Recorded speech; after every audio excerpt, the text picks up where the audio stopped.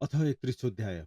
अगस्त्य मुनि सोध्नुहुन्छ, हे कुमारजी, गोमालाई त स्वयं शिवको पार्वतीको सप्तऋषिको कृपा थियो र स्वस्थानीको व्रतलाई निमित्त मात्र तुल्याएर तिनलाई उनैले राजमाता बनाएको हुन सक्छ। सुलोचनाको पूर्वजन्मको अधुरो तपस्या थियो होला र यस जन्ममा पुरा गरेर सूर्यलोकमा चिरस्थायी बास पाइन् होली। कञ्चनमालिनीको कथा मात्र श्रोताहरूले सुन्न पाए। उसको पुण्य फलबाट उसलाई प्राप्त भएको उसको अवस्थालाई राक्षसबाहेक कुनै अरू जनताले प्रत्यक्ष देख्न पाएनन्। तसर्थ अब यस्तो कथा सुनाइबक्सियोस्, जसले कुनै देवताको अनुग्रह नपाइकन पूर्वजन्मको अधुरो तपस्याले नधक्याइकन मरेपछि मात्रै पुण्यफल नपाइकन सच्चरित्रपूर्वक दुखी जीवन बिताइरहेको बेलामा कसैको उपदेशको भरमा स्वस्थानीको व्रत पूजा र त्रिवेणी मकर स्नान गरेर मात्र त्यस पुण्यको प्रभावले तुरुन्तै यस श्लोकमा मकर स्नानको र स्वस्थानीको मद्यपान पूजा गर्दा गर्दै त्यसै ठाउँमा सबका सामु सबैले देख्ने गरी औला सम्पत्ति पाएर त्यसै लोकमा गर्नसम्म सुख सयल गरेका कोही छन् कि छैनन्। छन् भने यस्ता त्यस्ताको पनि एउटा कथा सुनाइ बक्सियोस् भन्दा कुमारजी आज्ञा गर्नुहुन्छ। हे अगस्त्य मुनि, आज म प्रयागको त्रिवेणीको मकर स्नान स्वास्थ्य स्वस्थानीको व्रत पूजा मकरमा गरिने पञ्चरात्र व्रतको विषयमा उहिले यसै कल्पको 27औं चौघडीको तेस्रो युगको दोस्रो चरणमा काम्पिल्य नगरमा घटेको र मैले पनि मुनिहरूको मुखबाट सुनेको यो अति राम्रो कथा तिमीलाई बताउँछु, ध्यानपूर्वक सुन। अघि कुनै समयमा त्यस काम्पिल्य नगरमा सुमेधा नाम गरेका धर्मात्मा विद्वान ब्राह्मण थिए अनि पतिव्रता धर्ममा रहने तिनका पवित्र नाम गरेकी पत्नी थिइन्। पूर्वजन्ममा कुनै दुष्कर्मले ती बाहुन यस जन्ममा धनधान्यले राहित भएका गरिब थिए। धेरै मानिसहरूसित माग्दा पनि कहीँ पनि केही पनि भिक्षा पाउन्नथे। न कतै त्यस्तो खानेकुरा पाउँथे, न त कतै राम्रो वस्त्र नै पाउँथे। रूप र यौवनले मनमोहक रूप भएको उस पतिलाई उनकी पतिव्रता पत्नी पवित्र सधैँ तनमनले सेवा गर्थे। कहिले अतिथिको पूजा यानी भोजनले सत्कार गर्नु पर्यो भने त्यो नारी त्यो दिन भोकै रहन्थे र पनि विशालाक्षी अर्थात् बडा बडा आँखा हुने त्यो सुन्दर स्त्री मालिन मुख भएकी हुन्नथी। त्यस्तो अति सुन्दर दाँतवाली यानी हँसिली अनि आफ्नो शरीरलाई सुकाउँदै अर्थात् दुब्लाउँदै गएकी, तथापि पतिलाई कहिले पनि घरमा खाना छैन भनी नझिझ्याउने आफ्नी पत्नीलाई देखेपछि एक दिन ती सुमधा ब्राह्मणले आफ्नो भार्याको आफूमा भएको प्रेम बन्धन गर्न आफ्नो चित्तमा विचारेर अनि ती ब्राह्मणले आफ्नो भाग्यलाई धिकार्दै ती आफ्नी प्रिय भाषिनी पत्नीलाई भने, हे सुन्दरी, म के गरौँ, म के काम गरौँ, के गर्दा पनि मैले धन पाउन सकिनँ। ठुला ठुला भव्य भव्य बेस मान्छेसँग पनि माग्दछु, तर पनि मलाई केही धन दिँदैनन्। हे सुन्दरी, म के गरौँ, कहाँ जाउँ, तिमी नै मलाई केही उपाय भन। हे प्रिय, बिना धनले त गृहस्थलाई चल्दैन। अब तिमी मलाई धन कमाउनको लागि परदेश जानको लागि आज्ञा देऊ। धन कमाउनको लागि म परदेश जान्छु। त्यस देशमा पनि होनहार हुनु छ, उही नै मिल्दछ, तर उद्यम त गर्नै पर्छ। उद्यम नगरिकन कुनै पनि कामको पनि सिद्धि हुँदैन। त्यसकारण बुद्धिमानहरू सधैँभरि कल्याणकारी राम्रो उद्यमको प्रशंसा गर्दछन्। आफ्नो पतिको त्यस्तो कुरा सुनेर आँखाभरि आँसु डबडबाएर विनयले गर्दन केही झुकाएर त्यो बुद्धिमती नारीले हात जोडेर बोलिन्, तपाईँभन्दा जानकारी त कोही छैन। तपाईँले नै आज्ञा दिएको हुनाले अर्थात् सोधेको हुनाले म अहिले यहाँ बोलिरहेकी छु। हमेसा आपत्तिमा परेका पनि हितैषी मनुष्यहरूको हितैको कुरा बोल्दछन्। यस पृथ्वी तलमा जहाँ कहीँ गए पनि पहिले दान गरेको नै मिल्दछ। दान नगरिकन त सुनको मेरु पर्वतमा गए पनि केही पाइँदैन। पूर्वजन्ममा जो विधा दान गरेको छ, पूर्वजन्ममा जो धान दान गरेको छ, पूर्वजन्ममा जो भूमि दान दिएको छ, यस जन्ममा पनि त्यही नै प्राप्त हुन्छ। विधाता ब्रह्माले छैटीको दिन निधारमा जो लेखिदिएको छन् त्यही नै जहाँ गए पनि मिल्दछ। के नदिएको वस्तु कहाँ मिल्दछ र कहाँ कहीँ गए पनि केही मिल्दैन। हे पतिदेव, पूर्वजन्ममा न मैले न तपाईँले सत्पात्रहरूको हातमा थोरै वा धेरै कतै पनि चोखो धन दान दिएकी रहेनछौँ। किनकि यो देशमा यानि यस ठाउँमा वा अर्को ठाउँमा जहाँ गए पनि सबै ठाउँमा पहिले दिएको नै पाइन्छ। अर्थात् विश्वको पालक ईश्वरले अन्न मात्र त अर्थात् खाना मात्र त दान नगरेको भए पनि कुनै प्रकारले दिन्छ यानि पुर्याउँछ। त्यसकारण हे पति, तपाईँले पनि मैले पनि यही बस्नुपर्छ। हे महामान्य स्वामी, तपाईँ नभइकन त म यहाँ एकछिन मात्र पनि रहन सक्दिनँ। न आमा, न बाबु, न दाजु, न भाइ, न सासू, न ससुरा, न अरू मानिसहरू, न अन्य बन्धु-बान्धवहरू, न पुरा पुरवा पूर्ववासीहरू, न छरछिमेकहरू, ती कोही पनि पति नभएकी नारीलाई सत्कार गर्दैनन् अर्थात् मन पराउँदैनन्। पतिहीन त्यस नारीलाई सबैले दुर्भगा दुष्ट यस्तो ठान्दछन् र नाना प्रकारले निन्दा गर्छन्। त्यसकारण यहीँ रहेर जो मिलेको खाइपिई सुख सन्तोषपूर्वक विहार गर्नुहोस्। तपाईँ को भाग्य अनुसारको प्राप्ति यहीँ नै भइहाल्छ। ती पत्नीको यस्तो कुरा सुनेर अनि ती विद्वान व्यक्तिलाई पनि त्यही नै रहे कतै गएनन्, यतिकैमा रहँदा बस्दा यहाँ कुनै दिन मुनिहरूको श्रेष्ठ कौन्डिन्य मुनि घुम्दै फिर्दै टुप्लुक आइपुगे। ती ऋषिलाई आएको देखेर अत्यन्त खुसी भएका ती ब्राह्मणहरूमा श्रेष्ठ समुदायले पत्नीसहित जराकजुरुक उठेर शिर झुकाएर बारम्बार नमस्कार ढोग गर्दा भएर भने, म धन्य छु, भाग्यमानी छु, कृपा गरिएकोले कृतार्थ छु। आज मेरो जीवन सफल भयो। मेरो अभाग्यले प्रभु देखिनु भएको छ, अर्थात् तपाईँको दर्शन पाए पनि। मुनीश्वर कौन्डिन्यलाई ती सुमेधाले भनेर अनि उनलाई सुन्दर आसनमा बसालेर ती कौन्डिन्य ब्राह्मणलाई अर्घ्यजीले पूजा गरे। तब ती ऋषिहरूलाई विधिपूर्वक बसाली यथेष्ट भोजन गराउँदै ऋषिलाई विधिपूर्वक बसाली यथेष्ट भोजन गराउँदै केही झुल बसाली यथेष्ट भोजन गराउँदै के झुकी झुल काडी नगी चाहिँ उभिएका ती स्त्रीहरूमा अति उत्तम पवित्र ब्रह्मणीले विनयपूर्वक, हे विद्वान त्रिकालदर्शी मुनि, कुन प्रकारले हाम्रो दरिद्रताको नाश होला भने र ती दयालु ऋषिलाई सोधिन् र फेरि भनिन्, हे दयालु ऋषि, पूर्व जन्ममा दान नदिकन यस जन्ममा कसरी धन विद्या र असल गृहिणी पाइन्छन् र तैपनि मेरा पति मलाई छोडेर अर्कै देशतिर पराय नगरमा नगिचेको मान्छे नचिनेको मान्छेसित भिक्षा माग्नको लागि जाने इच्छा गरिरहनु भएको छ। हे विद्वान मुनि, मैले उहाँलाई कैयन ठुला ठुला कारणहरूले घेरेर रोकेकी छु। मैले उहाँलाई पूर्व जन्ममा नदिएको कुनै पनि वस्तु अलिकति पनि यस जन्ममा कतै पाइन्न, यस्तो भनेर रोकेकी छु। मेरो अभाग्यले हे मुनि श्रेष्ठ, आज तपाईँ यहीँ नै आइपुग्नुभयो। जो सकेको सेवा सत्कार गर्न पाएँ। तपाईँको कृपा भयो भने मेरो दरिद्रता चाँडै नै नाश हुनेछ। यस कुरामा मलाई कुनै कति पनि संशय छैन। हे ऋषिवर, कुन उपायले मेरो दरिद्रता निश्चय नै नाश हुन्छ। हे कृपाका सागर मुनीश्वर, यस बारेमा व्रत तीर्थ तपस्या अनुष्ठान नियम जे गर्नुपर्ने हो मलाई बक्सियोस् भन्ने। यस्तो ती सुशीला सती साध्वीले कहेको कुरा सुनेर तब ती मुनिश्रेष्ठ कौण्डिन्यले मनमा नै केही बेर घोरिएर विचारी अनि सारा पाप समूहलाई शान्त पार्ने, समस्त दुखी दरिद्रलाई लगार्ने, अत्यन्त श्रेष्ठ अति उत्तम यस लोकमा सम्पत्ति सुख ऐश्वर्य प्राप्त हुने व्रत को बारेमा बताउन लागे। हे पवित्र मन भएकी पवित्र देवी, यसका लागि तिमीले 3 वर्षसम्म संयमतापूर्वक नियमको पालना गर्नुपर्छ भनी अनि प्रयागराजको त्रिवेणी र त्यस त्रिवेणीमा गरेको माघे स्नानको महिमा उनलाई सुनाउन थाल्नुभयो। हे पवित्र, जस्तो प्रकारले रातभरि चिसिएको स्थलमा प्रत्येक दिन उदाउन लागेको सूर्यको तातो मिसिएको चिसो तापमा तातोको सङ्गम समय अति आरोग्यकारी र अति पुण्यदायी हुन्छ, त्यस्तै प्रकारले सूर्यको दक्षिणायन सकिएर उत्तरायण आरम्भ हुँदा चिसोमा तातो बढ्दै बढ्दै गएको चिसो तातोका सङ्गम महिना माघ महिनाको पनि अति पुण्यदायी हुन्छ। त्यसैले पौष शुक्ल पूर्णिमाका दिन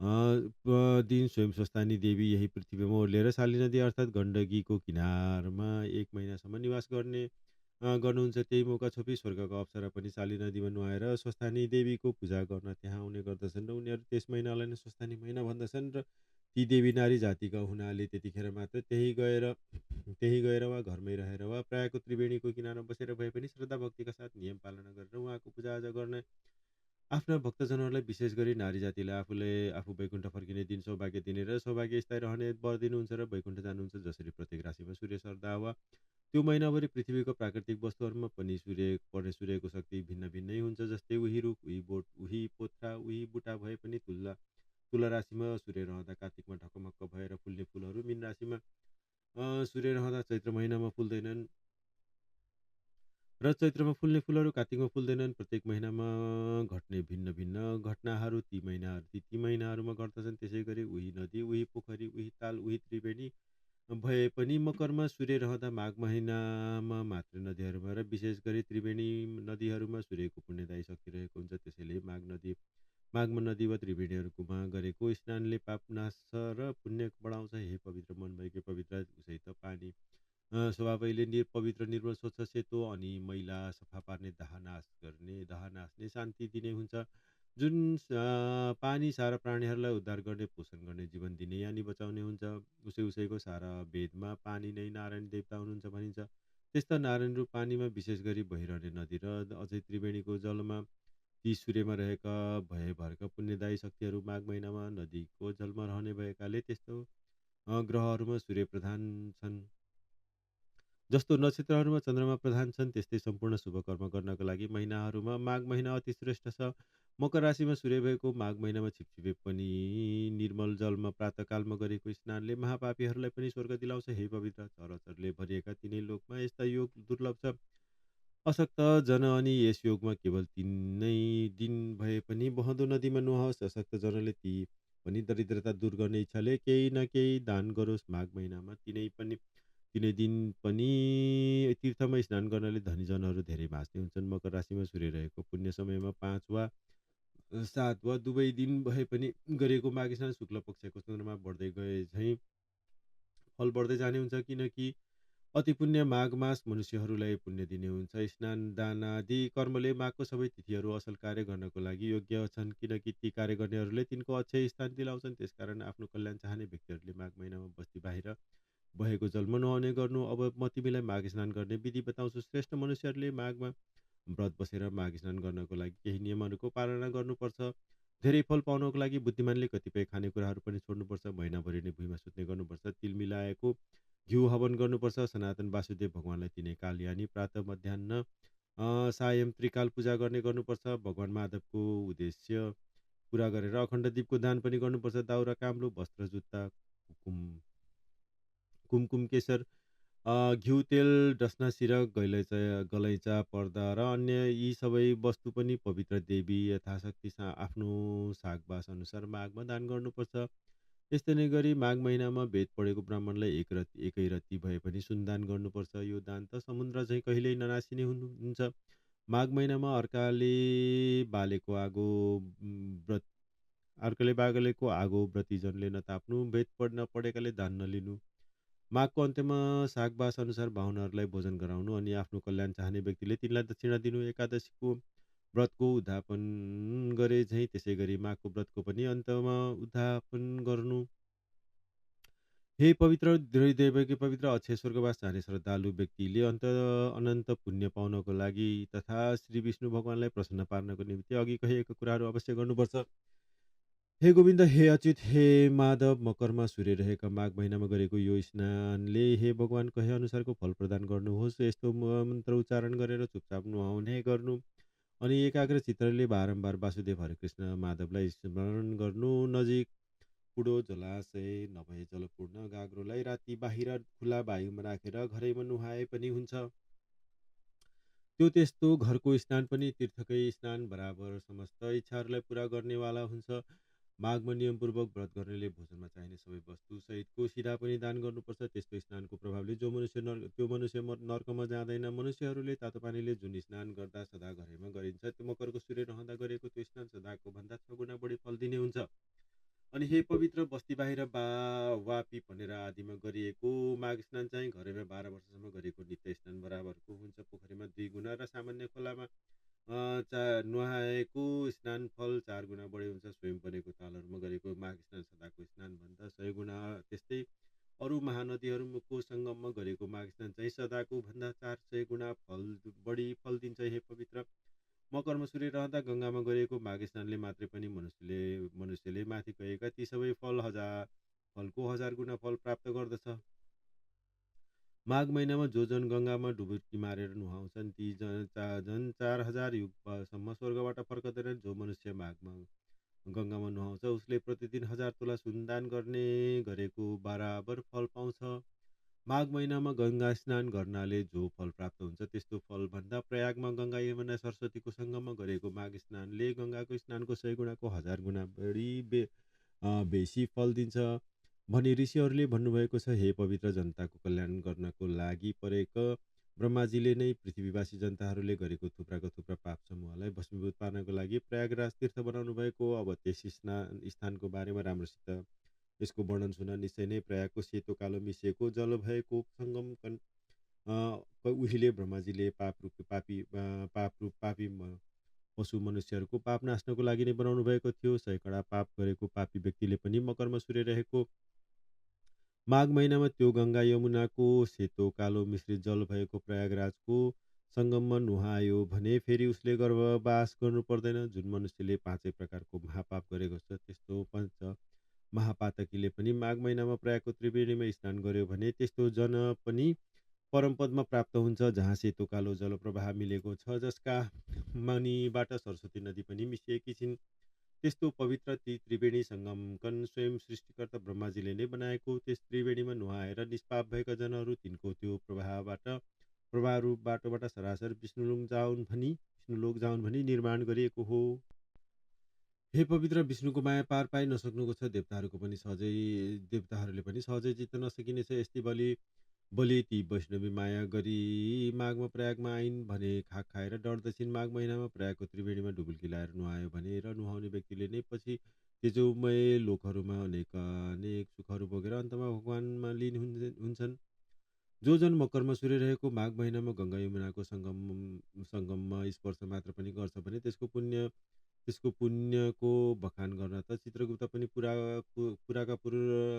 सक्दैनन्। जो मनुष्य मकर राशिमा सूर्य रहेको माघ महिनामा गङ्गा यमुना सरस्वतीको सङ्गम राम्रोसित नुहाउँछ, त्यसको त्यो पुण्यको महिमा बताउन स्वयं ब्राह्मणी पनि समर्थ हुनुहुन्न।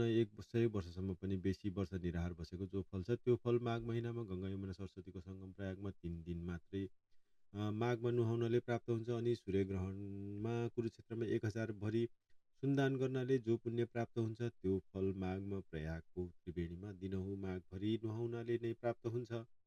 हे पवित्र पवित्र अन्तस्करणवाली साध्वी, 1000 रात सूर्य यज्ञ गर्दा जो अविनाशी फल प्राप्त हुन्छ, त्यस्तै फल माघभरि गङ्गा यमुना सरस्वतीको सङ्गम प्रयागमा दिनहुँ त्रिवेणी स्नान गर्नेहरूलाई निश्चय नै प्राप्त हुन्छ। अनि पृथ्वीमा जति तीर्थहरू छन् तथा त्यस्तै जो 7 पुरीहरू छन्, ती पनि मकरमा सूर्य रहेको माघ महिनामा प्रयागको त्रिवेणीमा स्नान गर्न मनुष्य रूपधारी आउँछन्। पापीहरूले नुहाउँदा नुहाउँदा ती पापीहरूको संसर्गको दोषले सबै तीर्थहरू मैला भएका हुन्छन्। ती तीर्थहरू पनि स्वरूपधारी आएर प्रयागको त्रिवेणीमा माघभरि नुहाउनाले फेरि स्वच्छ निर्मल वर्णन हुन्छन्, अर्थात् शुद्धिन्छन्। हे पवित्र पवित्र, सृष्टिको सुरुदेखि प्रत्येक जन्ममा मनुष्यहरूको जो पाप बटुलेका छन्, अर्थात् सञ्चित गरेर राखेका छन्, त्यस्ता ती क्रूर, हेराइ हेर्ने, रुखो बोलाइ बोल्ने, दयाहीन व्यवहार गर्ने, द्रव्य पिचास जनको लागि पूर्वजन्ममा ती सबै पाप प्रयागको त्रिवेणीमा माघभरि नुहाउनाले भस्मीभूत हुन्छन्। प्रयागको त्रिवेणीमा माघ महिनामा 3 दिन मात्र नुहाउने मनुष्यको पनि उसले बाणी मन शरीरले जीवनभर गरेको पाप निश्चय नै बिलाउँछ। जो मनुष्य प्रयागमा त्रिवेणीमा माघ महिनामा 3 दिन मात्र नुहाउँछ, त्यो मनुष्य सर्पले आफ्नो पुरानो छाला यानि काछुली त्यागे चाहिँ ऊ पनि आफ्नो सबै पाप त्यागेर स्वर्गमा जान्छ, जहाँ सुकै पनि बहेकी गङ्गाजीको कुरुक्षेत्रको समान मानिएका छन्। अर्थात् गङ्गामा जहाँ नुहाए पनि कुरुक्षेत्रमा नुहाएको फल समान फल मिल्छ। जुन ठाउँमा गङ्गाजी विन्ध्य पर्वतमा ठोकिएकी छन्, त्यहाँ नुहाउनाले अन्त गङ्गाजीमा नुहाएको भन्दा 10 गुणा पुण्यदायी हुन्छन्। काशीमा उत्तरवाहिनी गङ्गाजी विन्ध्य सङ्गमको भन्दा 100 गुणा पुण्यदायी हुन्छन्। काशीकी उत्तरवाहिनी गङ्गाभन्दा गङ्गा यमुना सरस्वतीको सङ्गममा गङ्गा 100 गुणा अधिक फल दिनेवाली हुन्छन्। पश्चिम वाहिनी ती गङ्गा त अन्तकालको भन्दा 1000 गुणा बेसी फल दिन्छन्। जुन पश्चिम वाहिनी भएका ठाउँमा गङ्गाको दर्शन मात्रले पनि ब्रह्महत्या जस्तो पाप पनि नाश हुन्छ। जो गङ्गाजी यमुनामा मिल्दा पश्चिम वाहिनी भएर मिल्दछिन्, त्यो दुर्लभ स्थानको जलमा माघ महिनामा यदि स्नान गर्न गइयो भने त्यहाँ नुहाउनेको करोडौँ करोड पाप पनि भताभत मर्दछन् र त्यसै पानीमा बिलाउँछन्। हे पवित्र, त्यो गङ्गा यमुना सरस्वतीको सङ्गम अर्थात् दोभान नै पृथ्वीमा त्रिवेणी नामले प्रसिद्ध छ। जसको जललाई अमृत भनिन्छ, दुर्गति नाशक भनिन्छ, स्वर्ग आदिदायक भनिन्छ। त्यस त्रिवेणीमा माघ महिनामा एकैछिन मात्र पनि रहन पाउनु देवताहरूलाई पनि दुर्लभ छ। ब्रह्मा विष्णु महादेव रुद्र आदित्य मरुद्र गण गन्धर्वलोक पाल यक्ष किन्नर नाग आदि अणिमा आदि अष्टसिद्धि साधेका सिद्धहरू जस्तै ती अरू तत्त्व व्याख्याताहरू अनि ब्रह्माणी पार्वती लक्ष्मी सची मेना अदिति दिति आदि सबै देवपत्नीहरू तथा नागपत्नीहरू अनि घृताची मेनका रम्भा उर्वशी तिलोत्तमा आदि अप्सराहरूका समूहहरू, त्यस्तै समस्त पृथ्वीका गणहरू पनि माघ महिनामा प्रयागमा त्रिवेणीमा स्नान गर्नको लागि त्यहाँ आउँछन्। तिनीहरू सत्ययुगमा प्रत्यक्ष रूपले आउँथे भने अरू युगमा गुप्त रूपले आउँछन्। प्रयागको त्रिवेणीमा माघ महिनामा 3 दिन मात्रै पनि नुहाएको जो फल छ, त्यो त्यस्तो फल त पृथ्वी तलमा 1000 अश्वमेध यज्ञ गर्नेले पनि प्राप्त गर्न सक्दैनन् भने यति वृत्तान्त सुनाई। हे पवित्र, उहिले कञ्चनमालिनी नामकी परीले प्रयागमा प्रत्येक माघ भरि नियमपूर्वक नुहाएको उसका पुण्यफलहरूमध्ये केवल 3 माघको मात्र त्यस त्रिवेणीको आफ्नो मकर स्नानको फल कुनै राक्षसलाई दिएकी थिए र त्यस पुण्यफलको प्रतापले त्यो त्यस्तो उग्र पापी पनि राक्षस जस्तोबाट मुक्त भएको थियो र देवताको जस्तै दिव्य देह भएर विमान चढी स्वर्ग गएको थियो भन्ने कञ्चनमालिनीको लामो कथा पनि सुनाउनु भयो।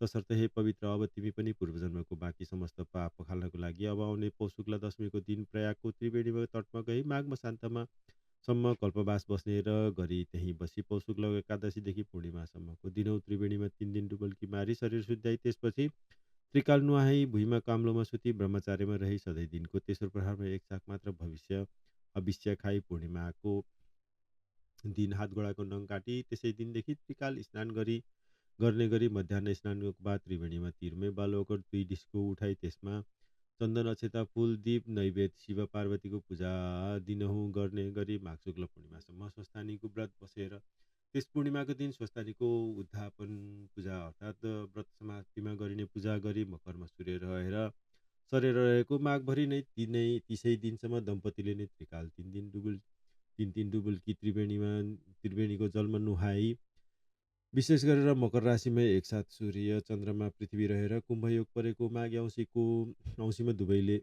सके 108 डुबुल्की मारेर त्रिवेणीमा नुहाई सागबास भए गरिब गुरुवालाई खुवाई अन्न बटाई यसरी नै 2 माघ बिताई तेस्रो माघमा माघ शुक्ल एकादशीदेखि पूर्णिमासम्मको कल्याणकारी पञ्चरत्न व्रत गर जुन व्रत गर्नाले यस लोकमा सम्पत्ति सुख शान्ति र परलोकमा मुक्ति समेत मिल्दछ त्यो पञ्चरत्न व्रत श्रद्धापूर्वक गर्दा बिहानै त्रिवेणीमा नुहाएर जो 5 दिन पुरै पानी मात्र पिएर निराहार हुन्छ त्यो व्रती मरेपछि वैष्णव लोकमा बास पाउँछ जो जन ती 5 दिन एक छाक मात्र फलफुल खाएर रहन्छ त्यो जन पहिलेको सबै पापबाट छुटेर स्वर्गलोकमा गई रमाउँछ जो जन ती 5 दिनसम्म ब्राह्मण भोजन गराउँछ त्यो जनले विधिपूर्वक देवता सहितको सारा दानव मानवलाई भोजन गराए बराबरको पुण्य पाउँछ ती 5 दिनसम्म स्वच्छ शुद्ध पानी भरिएको जलपूर्ण घडा जो जन ब्राह्मणलाई दान गर्छ त्यस जनले नै मानव चराचर सहितको सकल ब्रह्माण्ड नै दान गर्यो भन्ने ठाने हुन्छ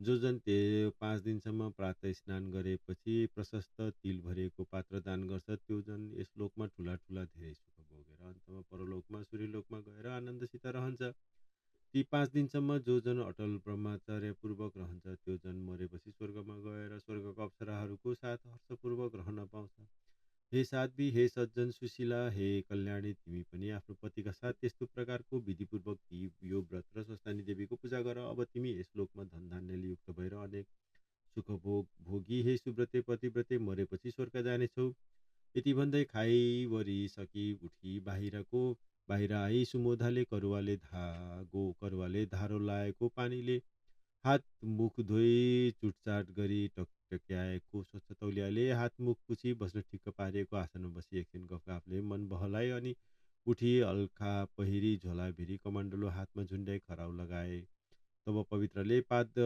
स्पर्श गरेका तथा सुमेधाले परसम्म पुर्याई चरणमा ढोगिएको ऋषि कौटिल्य जाउँ है त भन्दै आफ्नो बाटो लागे हे अगस्त्य मुनि तब त्यसरी कौडिन्यले भनेको उनले ती कौडिन्यले जसरी जसरी बताउनु भएको थियो त्यसै त्यसै गरी पौष शुक्ल दशमीदेखि मकरको सूर्य रहेसम्म प्रयागको त्रिवेणीको तटमा दम्पति साथ भई कल्पवास बसी आफ्नो पतिको साथमा श्रद्धा भक्तिपूर्वक त्यो व्रत पुरा गरिन् त्यो साल असोजमा मलमास परेकोले फागुन लागेपछि परेको माघ शुक्ल एकादशीदेखि थालेको पूर्ण उपवास पूर्वकको त्यो पञ्चरात्रे व्रत पुरा भएपछि माघ शुक्ल पूर्णिमाका दिन आफ्नो पतिका साथ रहेकी उनले उही स्वस्तानी देवीको उद्धापन पूजा गरिरहेको ठाउँमा राजभवनबाट आफूतिर आइरहेको राजाको छोरो युवराजले देख्दै भइन् अनि उहाँ आएको यस युवराजले पवित्र दम्पतिलाई भव्य भव्य वस्तुहरूले भरिभराउ भएको नयाँ घर दिएर स्वस्थानी देवीको व्रत पूजा र त्रिवेणीमा गरेको पञ्चरत्न पूर्वक 3 वर्षे मकर स्नानको संयुक्त पुण्यले प्रेरणा गरेको त्यस युवराजले आफ्नो इच्छाले विधिपूर्वक ती दम्पतिलाई लगेर त्यस घरमा बसायो